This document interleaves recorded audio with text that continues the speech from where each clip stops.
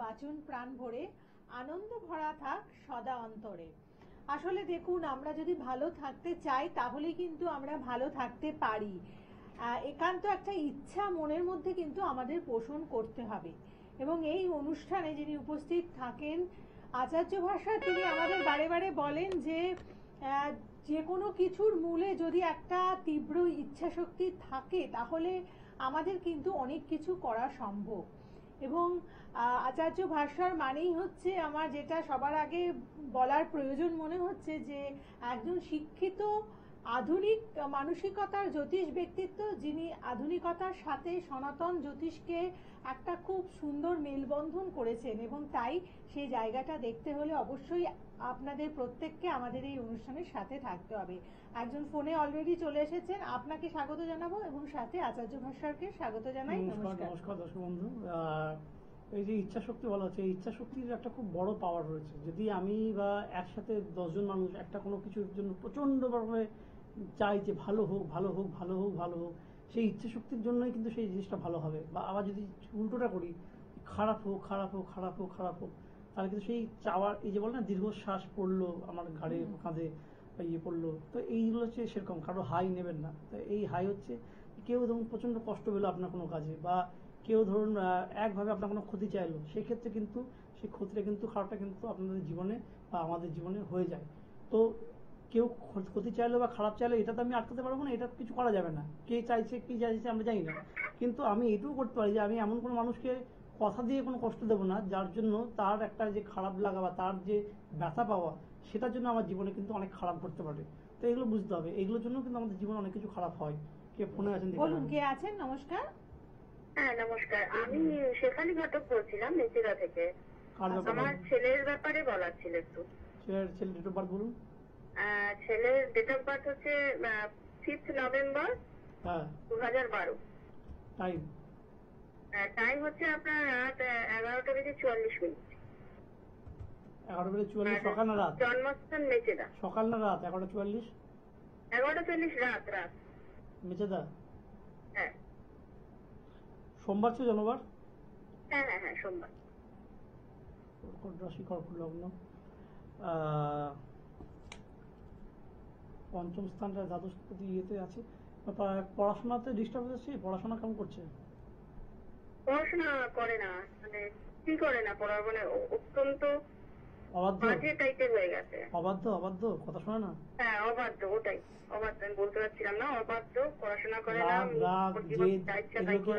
রাগ জেদ এগুলো কি আগে থেকে বেড়ে গেছে? হ্যাঁ হ্যাঁ হ্যাঁ হ্যাঁ, মানে নিজের যেটা স্থির করলে ওটাই করবে, এটা জেদ, ওটাই লাগবে, তখনই লাগবে, একদিন পরেও না। রিসেন্টলি কোনো রকম ভাবে পড়াশোনার কোনো রেজাল্ট খারাপ এসছে বা ইয়ে এসছে? মানে ওর পড়াশোনার রেজাল্ট? হ্যাঁ হ্যাঁ, পড়াশোনা তো এবার মানে ক্লাসে প্রমোট হতেও পারেনি, এরকম হয়েছে, মানে বছর নষ্ট হয়েছে, তাই তো? প্রমোশন পাইনি।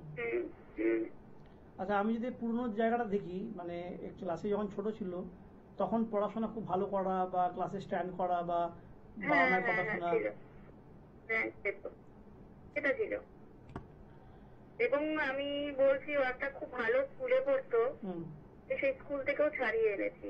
এই কারণ ও ছাড়িয়ে আনিনি, ঠিক ছাড়িয়ে দিয়েছে। দেখুন, ওর লগ্নে রবি, বুধ, শুক্র, মঙ্গল, শনি, এই যে গ্রহগুলো আছে একসাথে লগ্নে, এইগুলো থাকলে সেই জাতক বা জাতিকাকে টার্গেট করা খুব সহজ হয়। এখানে আমি আপনাকে বলে দিচ্ছি যে এর তো মানে রবি, মঙ্গল, শুক্র, শনি, এই যে জিনিসগুলো একসাথে আছে লগ্নে, এটা তো একটা খারাপ কম্বিনেশন, এটা ইয়েতে খারাপ হয়। প্লাস এটা থাকলে বুঝতে হবে যে এখানে কিন্তু কোনো থার্ড পার্টি বা কারোর দ্বারা কিন্তু কোনো ক্ষতি বা ইয়ে করা হয়ে থাকতে পারে, বুঝেছেন? কোনো নেগেটিভ এনার্জি কাজ করছে। ওর শরীরটা কি গত 2-3 বছরের মধ্যে খারাপ হওয়া বা একটু রোগা হওয়া? আমার ছেলে দেখতে বেশ ভালো ছিল, স্বাস্থ্য টাস্থ্য বা সৌন্দর্য, হাইট টাইট সুন্দর ছিল, কিন্তু একদম শুকিয়ে গেছে। চোখের দিকে তাকাবার, চোখটা কেমন লাগে? চোখটা কি দেখলে মনে হয় চোখ বেরিয়ে আসছে বা চোখ ইয়ে হয়ে আসছে চোখটা? হ্যাঁ, গাল টাল ভেঙে তাই মনে হচ্ছে, মানে গাল টাল ভেঙে গেছে। ঠিক আছে, খাওয়া দাওয়া তো ঠিক মতো করছেন না? না না না।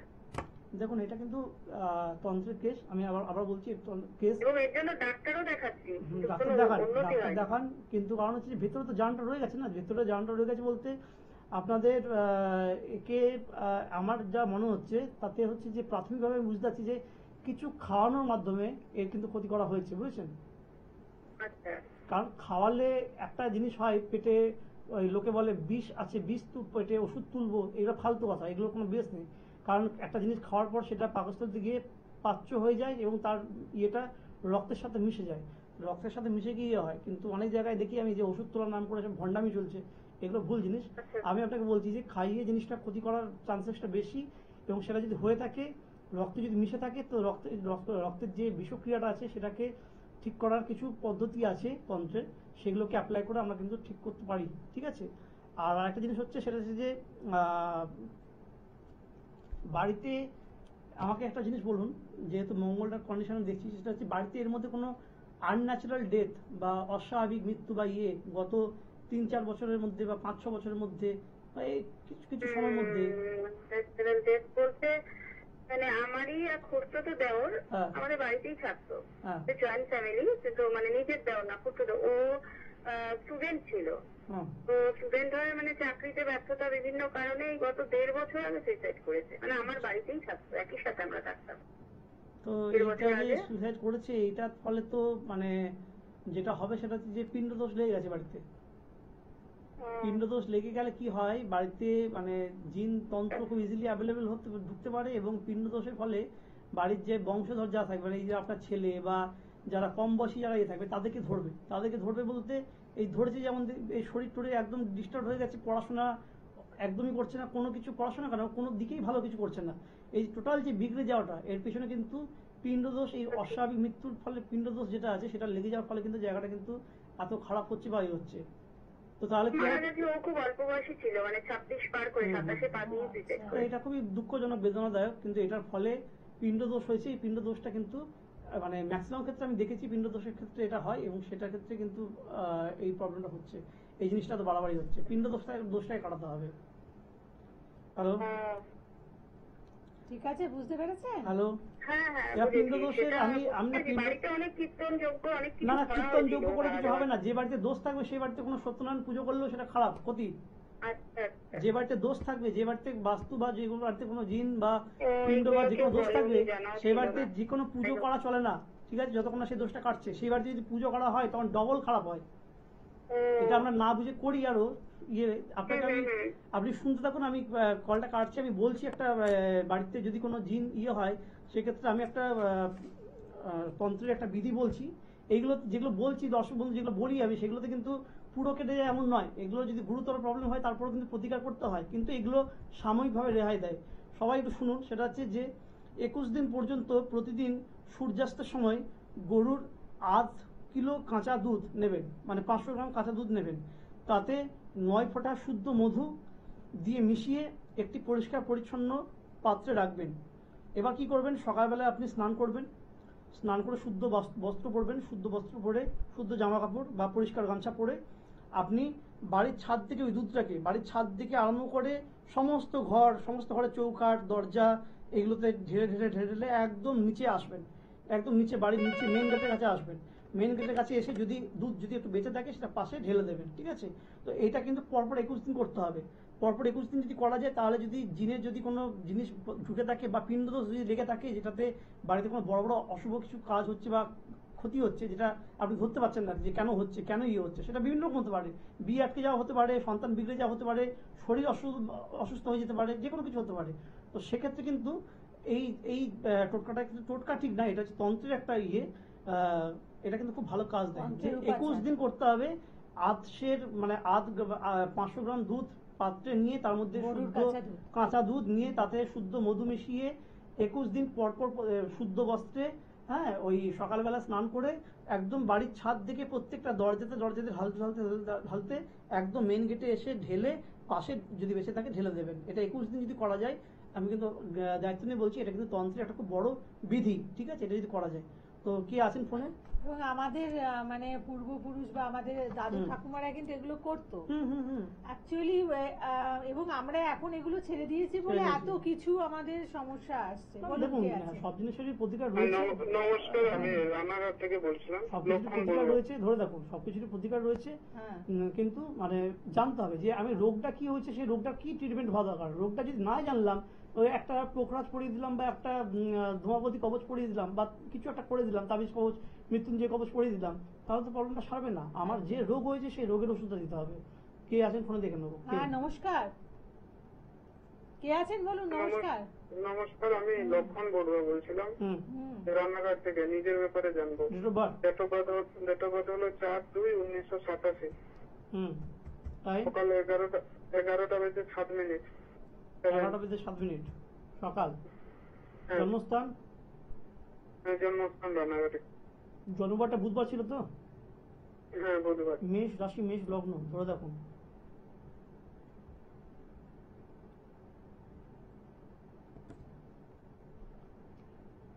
লগ্ন চন্দ্রভঙ্গ কালসর্প দোষ রয়েছে। আর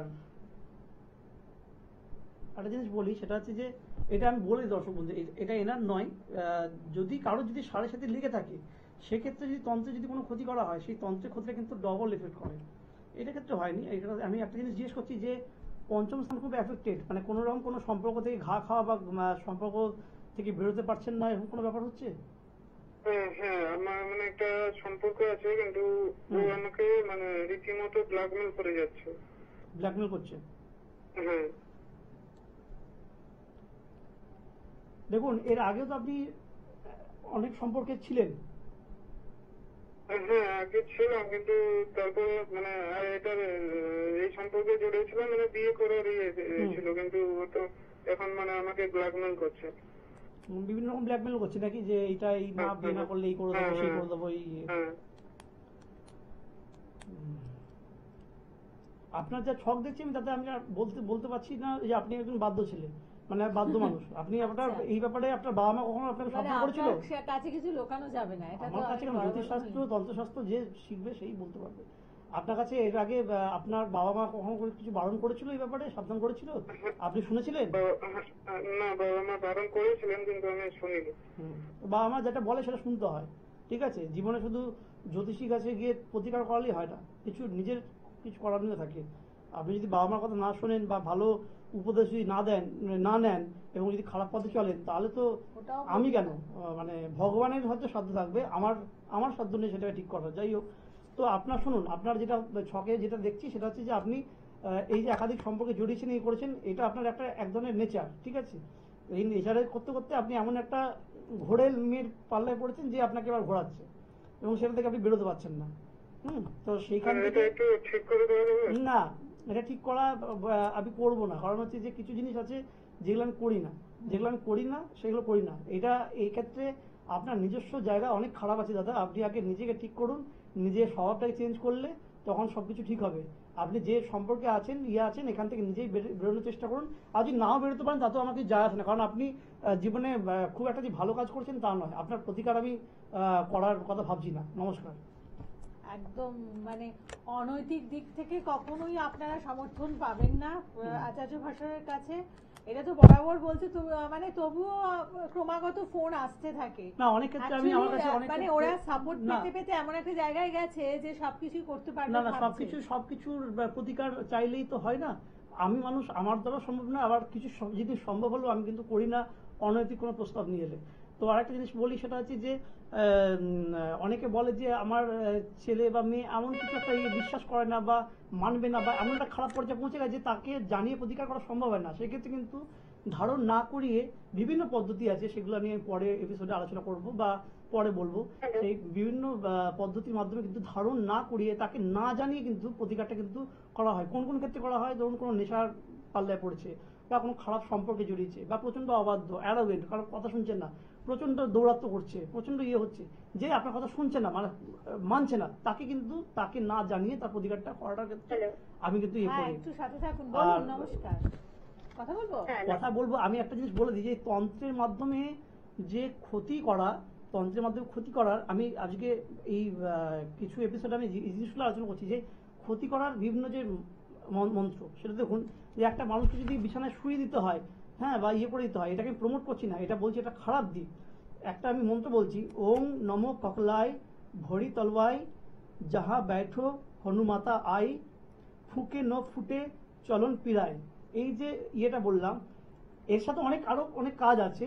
এইটা নিয়ে, এই মন্ত্রটা নিয়ে আর আরো নেগেটিভ কাজকর্ম করে যদি কোনো মানুষকে মনে করা হয় যে তাকে শুইয়ে দেবো বা তাকে ফেলে দেবো বিছানায় বা ইয়ে করবো, এগুলো কিন্তু করা যায়। আমার কাছে বহু মানুষ আসে যে এরকম অবস্থায় হয়ে আসে যে বিছানায় শুয়ে পড়েছে বা এত খারাপ অবস্থা যে ইয়ে হচ্ছে না, সেক্ষেত্রে কিন্তু আমি দেখি যে এইভাবে ক্ষতি। তো আপনারা জেনে রাখুন যে ক্ষতিটা কিন্তু এইভাবেও হতে পারে, শুধুই কিন্তু ওই দিয়ে নয়, এই ক্ষতি কিন্তু এই মন্ত্রের সাহায্য নিয়ে এবং কাজ করে ক্ষতি করা হয়ে থাকতে পারে। যারা খারাপ কাজ করে তাদের, হ্যাঁ, আমি এরকম দেখেছি, অনেক দেখেছি যে এরকম বাড়িতে বা কোনো মানুষ বিছানায় পড়ে আছেন, তো পড়েই আছেন, উঠছেন না, কিছুতেই ঠিক করে যাচ্ছে না, একটা আরো অবস্থা খারাপ হচ্ছে। তো সেক্ষেত্রে কিন্তু আমার দেখতে হয় যে এইরকম কেউ ক্ষতি কিছু করেছে কিনা।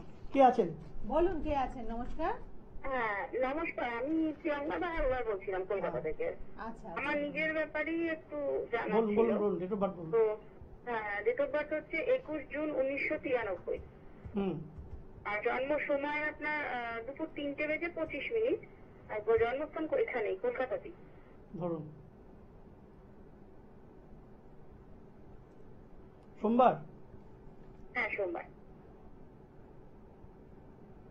মিথুন রাশি, তুলা লগ্ন। ধরুন দেখছি, লগ্ন খুব ডিস্টার্ব। শরীর ভালো যায় এখন আপনার? না না, শরীর খুব খারাপ। ও মিথুন না, সরি, খারাপ। মীন রাশি। একরকম। আমি দেখুন, বর্তমানে আমি আবার বলেছি, এখনো বলছি যে যাদের শনি সাড়ে সাথে চলছে তাদের ক্ষেত্রে যদি কোনো ক্ষতি করা হয় বা কোনো ক্ষতি নিয়ে থাকেন, তাদের সেই ক্ষতিটা কিন্তু ডবল ইয়ে হবে। তাই ক্ষতি যখন কাটাবেন তখন কিন্তু সাড়ে সাথে দোষটাকে কিন্তু কাটানো খুব দরকার। সাড়ে সাথে দোষ কাটাতে বিশাল কিছু খরচা করতে হয় না, একটা লোহার আংটি বলে ঠিক হয়ে যায়, ঠিক আছে? তো মীন রাশি, কুম্ভ, মীন আর মেষ 29শে মার্চ থেকে মেষে পড়েছে। তো এই তিনটে রাশির ক্ষেত্রে যদি তন্ত্রের কোনো ক্ষতি করা হয়, সেক্ষেত্রে কিন্তু সেগুলো কিন্তু আরো বেশি করেই হবে। তো আপনার শরীরটা ভালো চলছে না বলছেন, তাই তো? হ্যাঁ, আমি ভালো চলছে না বলতে একদমই শয্যাশায়ী বলতে পারেন। মানে মাথা তুলতে গেলে মাথা ভারী হয়ে আসে, মাথা ইয়ে হয়ে আসে কোনোরকম ভাবে। হ্যাঁ, মাথা ভার লাগে, মানে সবসময় মনে হচ্ছে যেন মাথার উপরে মানে কেউ বড় কিছু চাপিয়ে দিয়েছে, এরকম কিছু লাগছে। পায়ে, মানে পায়ে হাঁটুর নিচে যে হ্যামস্ট্রিং, হ্যামস্ট্রিং পায়ে টান ধরা, প্রচন্ড টান ধরা, ঘুম থেকে ওঠার সময় মাটিতে পা রাখলে পা জ্বালা করা, পায়ে ব্যথা করা, এগুলো হয়? হ্যাঁ, টানটা তো হয়। খিঁচুনিটা তো আমার প্রতিদিনেরই রোগ হয়ে গেছে। নার্ভের ডাক্তারও দেখাচ্ছি, ওষুধ অনেক খাচ্ছি। নার্ভের ডাক্তার দেখান, ওষুধ দেখান, কিন্তু আমার যা মনে হচ্ছে আপনার ছক দেখে তাতে আপনার বাস্তুটা এফেক্টেড। আপনি কি বাড়িতে একাই অসুস্থ নাকি বাড়িতে আরো কোনো মেম্বার একসাথে? না না, বাড়িতে সবাই মোটামুটি একরকম বিছানাতে। যেমন আমার জেঠু জেঠিমা থাকেন, ওনাদের ছেলেমেয়েরা বাইরে থাকেন বলে আমাদের বাড়িতেই থাকেন। ওনারা দুজনে অসুস্থ, বাড়িতে আমার ভাইও অসুস্থ, বাবা মাও একরকম ওই রকমই। বাড়িতে কোনো অশান্তি বা মানে ভালো থাকার পরিবেশ নেই এরকম কোনো ব্যাপার? না না, একদমই না। অশান্তি তো আছে, কারণ সবাই অসুস্থ, সবারই মাথা ঠিক থাকে না। কোন কাজ কে করবে এই নিয়ে সকাল থেকে একদম শোয়া পর্যন্ত, এমনকি রাতে ঘুম ভাঙলেও সবাই সবার সাথে ঝামেলা। আপনি বাড়ির মাটি, ওটা হচ্ছে না, এরকম। তুলসী গাছ বাঁচে আপনাদের বাড়িতে? তুলসী গাছ বাঁচে? তুলসী গাছ না, তুলসী গাছ বাঁচে না। তুলসী গাছটা না বাঁচলে, তুলসী গাছ না বাঁচাটা হচ্ছে, হ্যাঁ হ্যাঁ, কি মানে তুলসী গাছ তো বাঁচে না, মাটিটা শুধু কেমন একটা, মাটিটা তখন কালচে ধরনের হয়ে যায়। দোষ আছে, তো বাস্তুতে দোষ আছে। বাস্তু দোষ থাকলে সবার আগে তুলসী গাছটা বাঁচে না। অনেকের ক্ষেত্রে বাস্তু দোষ থাকা সত্ত্বেও তুলসী গাছ বাঁচে, সেটা অন্য কেস, সেটা নিয়ে আমি অন্যদিন বলবো। কিন্তু তুলসী গাছ না বাঁচলে বুঝতে হবে যে ডেফিনেটলি দোষ আছে এবং বাড়ির মাটিতে কোনো কিছু ক্ষতি কিছু হয়ে থাকতে পারে, যেটা আপনাদের বাড়ির মধ্যে কোনো রকম ভাবে সজনে গাছ বা নারকেল গাছ কিছু রয়েছে, বা নিম গাছ, সজনে, নারকেল, নিম, এই তিনটে গাছের মধ্যে কোনো গাছ? নারকেল গাছও আছে, নিম গাছও আছে, সজনে গাছ নেই। নারকেল গাছ যদি থাকে বা সজনে গাছ থাকে বা নিম গাছ থাকে, সেক্ষেত্রে সেই বাড়িগুলোতে ক্ষতি করা কিন্তু আরো সহজ হয়ে যায়, যেটা আপনাদের বাড়িতে করা হয়েছে। আপনি যদি নিজে না আসতে পারেন, বাড়ির কাউকে দিয়ে বাড়ির তুলসী গাছে মাটি নিয়ে আমার সাথে যোগাযোগ করবেন, বা আমার সাথে, আমি বলি না আমার কাছে আসতে, যাকে আপনার বিশ্বাস হয় তার কাছে বাড়ির তুলসী গাছের মাটি নিয়ে যোগাযোগ করবেন, ঠিক আছে? আচ্ছা আচ্ছা, ওই মরা তুলসী গাছের মাটি আনবো? ওই পোড়া তুলসী গাছের মাটি আনবেন, মরা তুলসী গাছের মাটি হ্যাঁ। আনবেন, ওই মাটিতে আনবেন। হ্যাঁ ঠিক আছে। ঠিক আছে। তো আমি এটাই বলছি দর্শক বন্ধু, যে যখন তুলসী গাছের বাড়িতে তুলসী যখন গাছ কোনো বাঁচবে না। বাস্তু যখন আমরা যখন কাজ করি তখন কিন্তু বাড়ির মাটিটা আনতে বলি। ইনকেস যদি মাটি না থাকে তখন সেক্ষেত্রে পোস্টার অ্যাড্রেসটা দেখি, কিন্তু মাটিটা হলে খুব ভালো হয়। আর বাস্তুতে আপনার এই যে গাছগুলো বললাম, এই গাছগুলোতে কিন্তু ক্ষতি কিন্তু সত্যি ইয়ে করা যায়, মানে সজনে গাছ বা নারকেল গাছ যদি বাড়িতে থাকে সেক্ষেত্রে খুব সহজে সেই বাড়িগুলোকে ইয়ে করা যায়, অ্যাটাক করা যায় বা ইয়ে করা যায়। তো বাড়িতে ক্ষতিটা এইভাবেই হয়। তো আমি আরেকটা জিনিস বলছি যে ফোন আছেন ধরে দেখুন। আচ্ছা আমি ফোনটা ধরে নিই, বলুন কে বলছেন? বলুন কে আছেন? নমস্কার। নমস্কার, মিলন কর্মকার বলছি। কার ব্যাপারে? এটা আমার নিজের ব্যাপারেই। ডেট অফ বার্থ বলুন। ডেট অফ বার্থ বলুন, সময় কম। Date of birth 8 August 1984। হ্যাঁ, টাইম হচ্ছে 5:50 ভোর। জন্মস্থান মায়াপুর। বুধবার জন্মবার ছিল। হ্যাঁ। ধনু রাশি, কর্কট লগ্ন। সব কাজে বাধা আসছে? হ্যাঁ স্যার, যা কিছু করতে যাচ্ছি সব কাজেই আমার বাধা আসছে। মানে আমি একটা অফিসিয়াল জব করতাম, জবটা ছাড়া পর আমি একটা বিজনেস করি, বিজনেসে অনেক টাকা ঢেলেছি স্যার, কোনোভাবেই কোনো কিছু হলো না স্যার। লস হয়েছে প্রচুর? প্রচুর লস হয়েছে? হ্যালো, হ্যাঁ প্রচুর লস হয়েছে ব্যবসাতে? হ্যাঁ স্যার। হ্যাঁ। আপনি যখনই কাজের মধ্যে যান তখন কাজের মধ্যে শত্রুতা পান? শত্রুতা? হ্যাঁ স্যার, এটা হয় অনেকদিন ধরে, মানে এই জিনিসটা চলছে। আপনার ছকটাই হচ্ছে এরকম যে আপনি কোনো কিছু মধ্যে ঝামেলা হয়ে যাচ্ছে। হ্যাঁ, তো একটা ইনবর্ন আপনার ইনবিল্ট আপনার একটা শত্রু বেষ্টিত একটা ছক আর কি এটা, যাতে আপনি যখনই যে কাজের মধ্যে পড়বেন না কেন, মানে আপনি যদি প্রকৃতির মধ্যে থাকেন প্রকৃতি আপনার শত্রু হয়ে যাবে। মানুষ তো দূরের কথা, মানুষ তো হবেই, প্রকৃতির শত্রু হয়ে যাবে। তো ঠিক আছে, এটা আমি আমি তন্ত্রের কিছু বিধি বলছি, আপনি শুনতে থাকুন, রাখুন। ঠিক আছে একটু তাড়াতাড়ি বলতে হ্যাঁ, আমি একটা বলি তন্ত্রের যে শত্রু নাশের, এটা অনেকে আমার কাছে বলে, এটা হচ্ছে সনাতনী আমাদের একটা নিয়ম। এটা যে ওম কালীঘাটে কালী মা, পতিত পাবনী কালী মা, জবা ফুলে স্থুরি জলে, সেই জবা ফুলে মেয়ে সীতা বেড়ায়, দেবীর অনুর বলে এহি হতো করইজা হইয়ে, তাহি কালী ধর্মের বলে কাহার আজ্ঞে রাঠে, কালী কা চণ্ডীর আজ্ঞে।